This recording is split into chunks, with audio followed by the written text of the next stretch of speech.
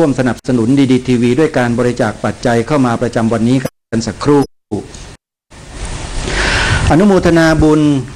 ศูนย์วิปัสสนานิมิตใหม่วันนี้ได้นำปัจจัยมาร่วมบุญเป็นค่าเชื่อมสัญญาณดาวเทียม 3,000 บาท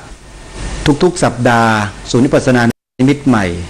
โดยพระอาจารย์มนตราจิตตภาโรและคณะญาติโยมสาธุชนผู้มาร่วมประพฤติวัดปฏิบัติธรรมก็จะได้ร่วมบริจาคปัจจัยกันเข้ามาในทุกๆสัปดาห์ขออนุโมทนากับญาติโยมสาธุชนทุกท่านไว้ณโอกาสนี้ด้วยคุณโยมพ่อหงคุณแม่บุญนาคคุณโกศินทร์คลังทองจากจังหวัดนนทบุรีร่วมบุญเป็นเจ้าภาพเจ้าของดีดีทีวีท่านละ1 กองละ 1,500 บาทรวม3ท่านเป็นเงิน 4,500 บาทตระกูลคลังทองไม่ว่าจะเป็นโยมพ่อพงทองหรือว่าโยมพ่อหงเนี่ยนะแล้วก็ญาติโยมแม่บุญนาคแล้วก็คุณโยมโกศินทร์3ท่านเนี้ยปิดทองหลังพระนะทำบุญในหลายๆที่แล้วก็ไม่ค่อยจะปรากฏตัวสักเท่าไหร่แต่อาตมาภาพรู้จักขออนุโมทนาบุญกับโยมพ่อพงทองโยมแม่บุญนาคแล้วโยมโกศินทร์คลังทองไว้ณโอกาสนี้ด้วยนะโยมนะขอให้รักษาบุญรักษากุศลของท่านเอาไว้นะอย่าให้ได้ขาดแล้วก็ขอให้มีความสุขความเจริญยิ่งขึ้นไปอนุโมทนาบุญคุณโยมนิรันดร์คุณโยมประทุมปาลกูลจากบางขุนศรีบางกอกน้อยกรุงเทพร่วมบุญเป็นเจ้าของดีดีทีวีท่านละ1 กองทุนละ 1,500 บาทรวมเป็นเงิน 3,000 บาทพร้อมกันนี้ได้อุทิศส่วนกุศลให้กับพ่อถมเตชะรัตน์ด้วยขอให้ดวงวิญญาณของพ่อถมเตชะรัตน์ทราบโดยวิถีใดก็แล้วแต่ให้อนุโมทนารับส่วนกุศลที่คุณนิรันดร์กับคุณประทุมปาลกูลได้อุทิศให้ในครั้งนี้ด้วยเทินอนุโมทนาโยมสมรักพุ่มกระจ่างทำบุญเนื่องในวันคล้ายวันเกิด28 กุมภาพันธ์ขอร่วมบุญค่าเชื่อมสัญญาณดาวเทียมในครั้งนี้ 1,500 บาทเนื่องด้วยวันคล้ายวันเกิดของคุณโยมสมรักพุ่มกระจ่างในนามของดีดีทีวีขออำนวยอวยพรให้โยมสมรักพุ่มกระจ่างมีอายุยืนมีสุขภาพร่างกายแข็งแรงแล้วก็เป็นที่รักของบุคคลโดยทั่วไปทั้งครอบครัวเพื่อนมิตรสหายและเทพเทวาและมนุษย์ทั้งปวงและสัตว์ทั้งปวงนะโยมนะเป็นที่รักมีจิตใจที่เมตตาแล้วก็ขอให้เข้าใจในหลักธรรมของพุทธศาสนาจนกระทั่งถึงจุดหมายคือพระนิพพานอนุโมทนาสาธุคุณนิตยาศรีราชและครอบครัวร่วมบุญค่าเชื่อมสัญญาณดาวเทียม500 บาทคุณองค์อาจแซ่ลิ้มร่วมบุญ200 บาทนี่คือน้ำใจของแต่ละท่านที่ได้ร่วมบริจาคปัจจัยกันเข้ามาในวันนี้ขออำนาจคุณพระศรีรัตนตรัยจงปกปักรักษาคุ้มครองจิตใจของทุกท่านให้เป็นจิตใจที่ประกอบด้วยปัญญาสัมมาทิฏฐิตลอดกาลทุกเมื่อเทินสำหรับท่านใดที่ต้องการสนับสนุนสถานีโทรทัศน์ดีดีทีวีเรามีกองทุนกองบุญให้ท่านได้ร่วมบุญกันดังนี้ 1. กองทุนพระไตรปิฎกฉบับผู้เริ่มศึกษาเป็นกองบุญทอดผ้าป่าบูชาพระธรรมค้ำจุนโลกในการบริหารดีดีทีวีของเราขอเชิญชวนทุกท่านได้ร่วมเป็นเจ้าภาพจัดสร้างพระไตรปิฎกชุดดังกล่าวเพื่อมอบถวายให้กับวัดวาอารามต่างๆหรือจะมอบให้กับทางห้องสมุดของโรงเรียนซึ่งในปัจจุบันและอนาคตนี้จะมีหลักสูตรวิชาพระพุทธศาสนาในโรงเรียนโดยสพท.ได้ตั้งคณะกรรมการปฏิรูปการเรียนการสอนวิชาพระพุทธศาสนาขึ้นมาก็คงจะรองรับนักเรียนและผู้ที่สนใจได้ไปศึกษาได้อ่านกันอย่างแน่นอนนะใครที่จะเป็นเจ้าภาพก็ขอให้ท่านได้ติดต่อเข้ามาที่ดีดีทีวีได้ทุกวันหรือจะนำต้นผ้าป่าของดีดีทีวีไปตั้งไว้ตามห้างร้านบริษัทหน่วยงานโรงงานหรือส่วนราชการของท่านก็สามารถ ร่วมบุญในส่วนนี้กันได้เพราะว่ายังมีญาติธรรมของเราอีกหลายท่านไม่รู้ว่าจะทำบุญกับดีดีทีวีได้ยังไงถ้าหากว่าใครที่เป็นต้นบุญนำต้นพระป่าไปตั้งไว้เนี่ยถือว่าท่านได้อานิสงส์ผลมากกว่าผู้อื่นใครที่สนใจจะร่วมบุญกันตรงนี้ก็ติดต่อเข้ามาที่ดีดีทีวีได้ทุกวันหมายเลขโทรศัพท์ติดต่อนั้นคือ02-219-5154 และ098-341-5731หรือจะสอบถามรายละเอียดเพิ่มเติมที่หมายเลข0938309584ได้ทุกวันอนุโมทนาบุญกับทุกท่านที่ร่วมบุญกับดีดีทีวีของเราเข้ามาอนุโมทนาสาธุสำหรับข่าวประชาสัมพันธ์ในวันนี้เริ่มต้นที่วันที่9มีนาคมของวัดป่าจริยธรรมซะก่อนนะโยมนะไล่ไปตามลำดับวัดป่าจริยธรรมเป็นเครือข่ายสายงานของสถานีโทรทัศน์ดีดีทีวีของเรามีส่วนในการถ่ายทอดรายการตระเวนคนตระเวนธรรมทุกวันในช่วง9โมงเช้าถ้าใครติดตามรับฟังทางสถานีวิทยุวัดป่าจริยธรรมก็จะได้ยินทุกวันนะฮะจะได้จัดงานวันครบรอบ13ปีสถานีโทรทัศน์พระพุทธศาสนาสถานีวิทยุพระพุทธศาสนาแห่งชาติประจำจังหวัดเลยคลื่น FM 96.50 เมกะเฮิรตซ์อำเภอนาด้วงจังหวัดเลยในวันที่9มีนาคมศกนี้จึงขอเรียนเชิญญาติโยมญาติธรรมทั้งหลายได้ไปร่วมบุญทอดพระป่าสามัคคีเพื่อร่วมสมทบกองทุนเผยแผ่ธรรมะทางสถานีวิทยุกับวัดป่าจริยธรรมร่วมกันหรือใครจะเป็นเจ้าภาพสร้างพระไตรปิฎกสร้างมหาอุโบสถของวัดป่าจริยธรรมก็ไปพร้อมกันในวันนั้นโดยเฉพาะญาติโยมที่มีความสนใจจะเข้าร่วมเป็นสมาชิกของสภาพุทธบริษัทภาคประชาสังคมจิตอาสาก็สามารถไปสอบถามเพิ่มเติมแล้วก็ไปร่วมสมัครกันได้ที่นั่นและโดยเฉพาะญาติโยมที่ยังไม่ได้รับบัตรสมาชิกมีปัญหาเรื่องของการส่งทางไปรษณีย์ในช่วงหนึ่งทำให้บัตรนั้นสูญหายไปก็ขอให้มาแจ้งที่งานวัดป่าจริยธรรมในวันที่9มีนาคมนี้นะโยมนะจากนั้นไปที่วัดมหาธาตุโยมวัดมหาธาตุยุวราชรังสฤษฎ์เขตพระนครกรุงเทพจัดงานสาธยายมนต์เทวดามหาสมัยสูตรใครที่พลาดโอกาสไปร่วมงานสวดมนต์มหาสมัยสูตรที่จังหวัดสุพรรณบุรีในโอกาสนี้ถือว่าท่านจะได้มีส่วนร่วมในการเข้าสู่พิธีสาธยายมนต์เทวดามหาสมัยสูตรร่วมกับกลุ่มสวดมนต์ชาวพุทธประเทศอังกฤษที่จะมาสาธยายมนต์บทนี้20ท่านการสวดมนต์ครั้งนี้จะทำการสวดกันภายในพระอุโบสถวัดมหาธาตุท่าพระจันทร์ในวันเสาร์ที่16มีนาคมศกนี้เริ่มตั้งแต่เวลา15 นาฬิกาเป็นต้นไปจนถึงเวลา18 นาฬิกาสาธุชนทั้งหลายสามารถที่จะเข้าร่วมในการสาธยายมนต์เทวดามหาสมัยสูตรครั้งนี้ร่วมกับชาวต่างประเทศที่มาร่วมสาธยายมนต์นี้ได้พร้อมเพรียงกันอย่าลืมนะที่พระอุโบสถวัดมหาธาตุยุวราชรังสฤษฎ์ท่าพระจันทร์กรุงเทพวันเสาร์ที่16มีนาคมศกนี้และกิจกรรมของวัดมหาธาตุที่เชิญชวนญาติโยมสาธุชนร่วมบุญก็คือขณะนี้วัดมหาธาตุยุวราชรังสฤษฎ์ขอเชิญชวนญาติโยมได้ร่วมกันเป็นเจ้าภาพบูรณะซ่อมแซมพื้นถนนภายในวัดมหาธาตุซึ่งขณะนี้จะปรับปรุงให้มีมาตรฐานแล้วก็ให้สวยงามเป็นที่สะอาดตาของผู้ที่เข้าไปเยี่ยมชมเสนาสนะและนักท่องเที่ยวจะเป็นการปูหินคอนกรีตหินแกรนิตนะขออภัยหินแกรนิตทั้งเส้นเลยโยมจะเริ่มต้นที่เส้นถนนสายกลางก่อนหรือว่าประตู3ถ้าใครไปแถวท่าพระจันทร์ผ่านไปทางถนนมหาราชก็สามารถแวะเยี่ยมชมดูการทำงานของช่างในขณะนี้ได้ขอเชิญชวนญาติโยมได้ร่วมบุญกันเป็นเจ้าภาพนะโยมนะติดต่อที่วัดมหาธาตุได้โดยตรงทุกวันนะฮะข่าวปฏิบัติธรรมประจำปีของวัดสามชุกโดยหลวงพ่อพระครูสุวรรณวิจิตร นะเป็นเจ้าคณะตำบลสามชุกและเจ้าวาดวัดสามชุกอำเภอสามชุกจังหวัดสุพรรณบุรีท่านจะจัดงานปฏิบัติธรรมนะประจำปีในช่วงเดือนมีนาคมนี้ระหว่างวันที่20ถึงวันที่25มีนาคมศกนี้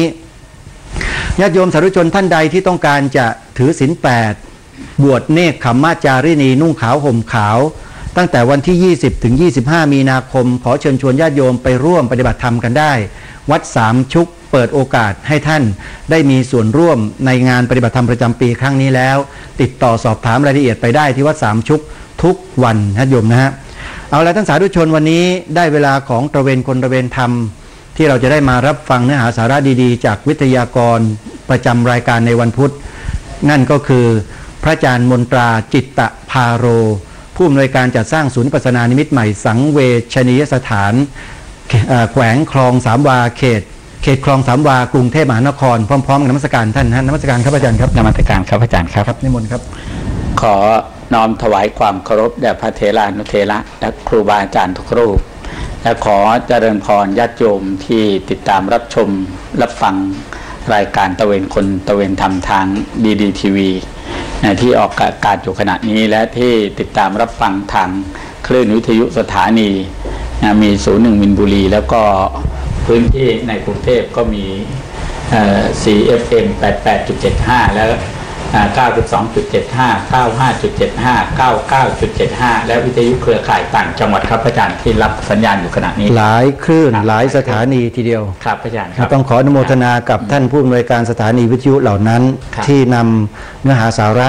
ของศูนย์วิปัสสนานิมิตใหม่ที่จะมาร่วมรายการนี้ออกอากาศด้วยครับอาจารย์ครับอาจารย์ครับอาจารย์เป็นยังไงครับสภาพของอินเดียที่ผ่านมาครับอาจารย์ครับในช่วงที่ผ่านมาที่ได้พาญาติโยมไปครับอาจารย์ที่ได้พาญาติโยมได้เดินทางไปแสวงบุญปฏิบัติบูชาในช่วงเดือนพฤศจิกายนเดือนกุมภาปลายเดือนกุมภาที่ผ่านมาอากาศเป็นยังไงอาจารย์ในช่วงนี้อากาศยังเย็นยังหนาวอยู่ครับอาจารย์ครับมีญาติโยมที่เพิ่งไปครั้งแรกกันเยอะไหมก็มีครึ่งต่อครึ่งประมาณนั้นครับเป็นยังไงครับหลังจากกลับมาจากอินเดียแล้วแต่ละคนแต่ละท่านแสดงความรู้สึกยังไงบ้างที่ลองประเมินภายระหว่างการเดินทางกลับนะครับอาจารย์นะที่เราอยู่ในรถก็ให้โยมได้แสดงความคิดเห็นแต่ละคนก็มีความหวังอยากจะต้องกลับไปอีกหมายถึงว่ามาแล้วแต่ว่าที่ว่าครึ่งต่อครึ่งเนี่ยคนที่ไปแล้วเนี่ย3 ครั้ง 5 ครั้ง 10 ครั้งเนี่ยก็ยังไปอยู่อันนั้นไม่ต้องไปแสดงความรู้สึกทุกคนรู้อยู่แล้วอิ่มใจแต่สำหรับคนที่ไปใหม่ๆครับก็ยังมีความหวังว่าบางคนก็อยากจะชวนคุณพ่อไปคุณแม่ไปพี่ไปน้องไปอะไรอย่างเงี้ยนะอยากให้ไปเห็นกับตาครับผมอยากให้ไปสัมผัสด้วยกายด้วยใจเลยพระอาจารย์นะในพื้นที่เพราะว่าในโอกาสที่เราไปนะครับอาจารย์นะครับมันมีโอกาสได้ปฏิบัติมีโอกาสได้ภาวนามีโอกาสได้เจริญวิปัสสนาด้วยครับแล้วก็เราให้การเจริญวิปัสสนาเนี่ยอย่างเต็มที่นะครับอาจารย์อย่างเต็มที่เป็นเวลา2 ชั่วโมง 2 ชั่วโมงเลยละนั่งภาวนากันแล้วก็ค่อยๆให้อารมณ์ให้สติให้อย่าได้เผลออย่าได้ลืมให้ตั้งใจภาวนาให้มีสติจดจ่ออยู่กับอานาปานสติปัฏฐานให้มากขึ้นนะครับอาจารย์นะแล้วจนกระทั่งพอนั่งนานมันก็ย่อมเกิดเวทนามีความสุขบ้างมีความทุกข์บ้างมีปีติบ้างแต่ละคนจะไม่เหมือนกันเราก็ให้รายละเอียดครับอาจารย์นะให้ถ้าเกิดสภาวะใดให้มีสติไปกำหนดรู้ไประลึกรู้ที่สภาวะนั้นเรียกว่าไปศึกษาเรียนรู้วิธีการกำหนดอารมณ์ตรงนั้นเลยอารมณ์ปัจจุบันอารมณ์ตรงนั้นเลยครับตรงนั้นเลยครับอาจารย์นะแล้วก็ญาติโยมก็บอกอย่างเนี้ยเวลามันเจ็บมันปวดมันชาก็ทำให้เราทนได้เนี่ยมีความเข้มแข็งขึ้นหนักแน่นขึ้นแยกออกเรียกว่าแยกให้มันออกไปเลยรูปกับนามมันคนละส่วนกันนั่นแหละพอกำหนดไปก็จะเข้าใจมันครับอาจารย์เจ็บก็เจ็บไปสิปวดก็ปวดไปสิก็เรื่องของแกฉันไม่ได้ปวดกับแกอะไรอย่างเงี้ยนะมีความรู้สึกเป็นแบบนั้นกำหนดจนกระทั่งรู้จักมันบางครั้งเราก็ได้อุปมายกตัวอย่างในธรรมบทที่พระพุทธองค์ทรงแสดงถึงเรื่องภิกษุที่ถูกเสือกัดกินแล้วได้สำเร็จเป็นพระอรหันต์เนี่ยเราก็เปรียบเทียบให้โยมเขาได้ฟังโยมเขาก็มีกำลังใจหรือว่าเวลาเหมือนพระนางรูปนันทาได้ไปฟังธรรมของพระพุทธองค์แล้วคิดว่าตัวเองเนี่ยพระองค์เองเป็นคนสวยคนงามแต่พอพระพุทธองค์แสดงธรรมแล้วทำให้นางได้พิจารณาเห็นร่างกายธาตุขันธ์เนี่ยมันเป็นของไม่จีรังยั่งยืนมันต้องแก่ต้องเจ็บและต้องตาย ต้องเหี่ยวต้องย่นลงไปตามธรรมดาธรรมชาติของสังขารก็เปรียบเทียบยกเหล่านี้สิ่งเหล่านี้มาเล่าให้โยมฟังก็โยมก็ได้สติดีครับในการภาวนานะอย่างนี้ครับอาจารย์นะคือมันเป็นประโยชน์ต่อการวิปัสสนาเนี่ยอาจารย์ครับมันเป็นประโยชน์ต่อชาวพุทธครับนะมันเป็นประโยชน์ต่อชาวพุทธเราไม่ใช่ว่าเอาแต่เพียงแค่มาพูดกันแล้วโดยไม่ปฏิบัตินะเรียนแล้วไม่ปฏิบัติก็ไม่ได้ดีกว่ามานั่งเรียนนักธรรมตรีนักธรรมโทนักธรรมเอกท่องหนังสือจนได้หมดแล้วจบใน3ชั้นเนี่ยนะสู้ไปอินเดียครั้งเดียวไม่ได้ก็ทำให้มีเวลาปฏิบัติได้เยอะพระอาจารย์นอกจากมีเวลาปฏิบัติแล้วเนี่ยยังทำความรู้จักองค์สมเด็จพระสัมมาสัมพุทธเจ้าในพื้นที่จริงๆของพระองค์ท่านด้วยพระอาจารย์ครับสิ่งที่ได้ที่ชัดๆเลยคือพุทธประวัติ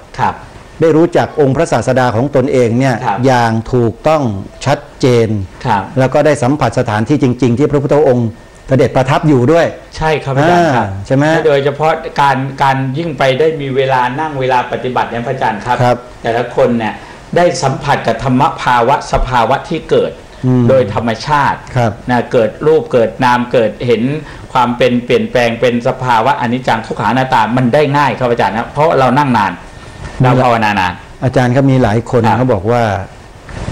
ถึงแม้ว่าองค์สมเด็จพระสัมมาสัมพุทธเจ้าจะเสด็จดับขันธปรินิพพานไปกว่า 2,000 กว่าปีแล้วนะครับแต่เมื่อไปนั่งสมาธิไปเจริญภาวนาอยู่ใต้ต้นพระศรีมหาโพธิ์หรือที่สารนาถหรือว่าที่เสด็จดับขันธปรินิพพานหรือที่ประสูติที่ลุมพินีที่เนปาลก็ตามนะเขาบอกว่าพลังบางอย่างครับอาจารย์ยังสัมผัสได้อยู่ครับเรื่องนี้ความเป็นจริงยังไงหรือได้ยินคำบอกเล่ามายังไงบ้างไหมอาจารย์ครับครับอาจารย์ฮะจริงๆแล้วเป็นอย่างนั้นเพราะว่าต้องบุคคลที่สงสัยเนี่ยสงสัยลังเลใจเนี่ยต้องไปสัมผัสเองต้องไปรู้ด้วยเองต้องไปด้วยตนเองเลยจะหมดความสงสัยเลยครับอาจารย์นะเพราะขณะที่ปฏิบัติขณะที่ภาวนาอยู่เนี่ยสภาวะจิตหรือว่าพุทธจิตเนี่ยสภาวะแห่งพุทธธรรมเนี่ยพระอาจารย์นะครับมันมีหนุนเนื่องทำให้เรานอกจากเราด้วยความเลื่อมใสความศรัทธาแล้วเนี่ยพอเราปฏิบัติภาวนาไปแล้วมันเกิดจากปีติสุขและการปล่อยปละละวางการกำหนดในปัจจุบันอารมณ์ได้ดีที่สุดครับอาจารย์นะด้วยความศรัทธาแล้วด้วยความเชื่อมั่นในพระรัตนตรัยแล้วเนี่ยครับอาจารย์พร้อมกับสิ่งแวดล้อมที่เอื้อจริงๆครับกระทั่งที่ว่าบริเวณรอบข้างเนี่ยสิ่งแวดล้อมในการสวดมนต์ของพระต่างๆนะครับอาจารย์นะไม่ว่าจะเป็นทิเบตมหายานหรือว่าจีนหรือว่าจะเป็นของพม่าศรีลังกาเนี่ยเขาก็สวดกันไปแต่เราก็สวดของเราแต่เวลาเราปฏิบัติธรรมเนี่ยนั่งกรรมฐานนี่ครับอาจารย์นะเสียงต่างๆเข้ามาไม่สามารถเข้ามาสู่รบกวนจิตใจเราได้เลยจิตไม่ออกไปเกาะสิ่งเหล่านั้นเป็นอารมณ์นะครับอาจารย์เพราะด้วยความตั้งมั่นและศรัทธาเนี่ยอาจารย์ความตั้งมั่นฉะนั้นจึงบอกว่าบุคคลที่สงสัยเท่านั้นลังเลใจเท่านั้นต้องไปสัมผัสเองแล้วถึงจะรู้ว่าการได้ไปแล้วท่านพระอาจารย์ครับเราฟังกับญาติโยมก็ดีหรือว่าวัดจะผลจากตัวเราเองที่เราไปนะครับพระอาจารย์นะไปที่ไหนเรายังมีโอกาสที่เบื่อไม่อยากไป